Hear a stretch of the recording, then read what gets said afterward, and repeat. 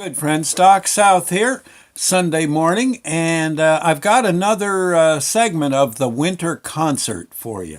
This was a blurb I wrote but never recorded. In fact, I didn't even, I must have lost it, and somehow it showed up off, you know how you have like a Facebook anniversary page? It showed up there, and I've luck, thank heavens, so I've got it saved.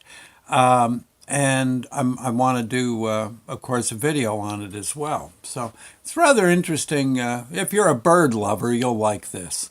Okay. Sandy and I, we like feeding the birds when we can. That's, I guess for me, it takes me back to the days of my youth when my father and I raised homing pigeons, racing pigeons, and had a ball doing that. So I've always kind of liked birds. So, anyway, the winter concert, part 4. Well, we had plenty of matzahs.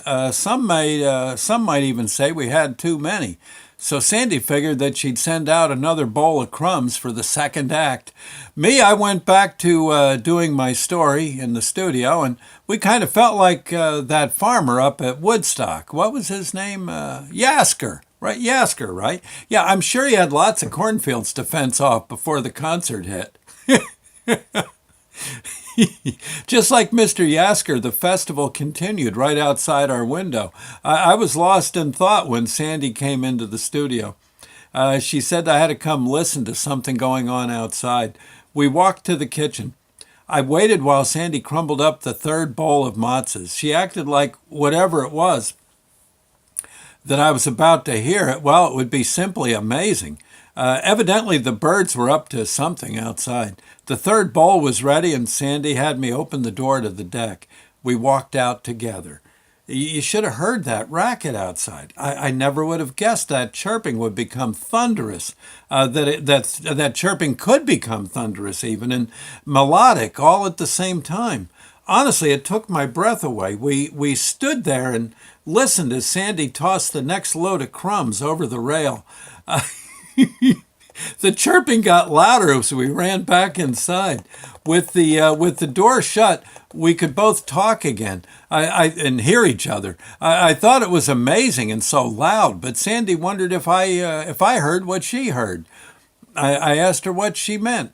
She said that there was a melody coming out of all that racket. It was a kind of song. She wanted to know if I recognized the tune. I didn't hear a tune at first when I was out there before, so I opened the door and ventured out one more time. With the door closed behind me, I simply stood and listened carefully. It took a while, but eventually a tune came out of the den. I couldn't quite place it, but I knew the song was one I've heard before. But what was it? I felt that it was a dance or something. So I started tapping my toe. When my arm started to move with the rhythm, it hit me. It hit me. Oh my gosh, but it came to me. I ran back into the kitchen. Sandy looked at me with this odd look in her eyes. It was the same look that I had on my face. She knew the song too. Yep, all of a sudden she figured it out. We both knew it but couldn't believe it. I told her to let me count to 3 and then we'd both spit out the song title together. Sandy agreed, and I started counting. When I got to 3, we both shouted out, "Hava Nagila!" Yes, the birds were chirping that old ancient song. It must have been the matzahs. Not only that, but some of them were doing a dance in the snow.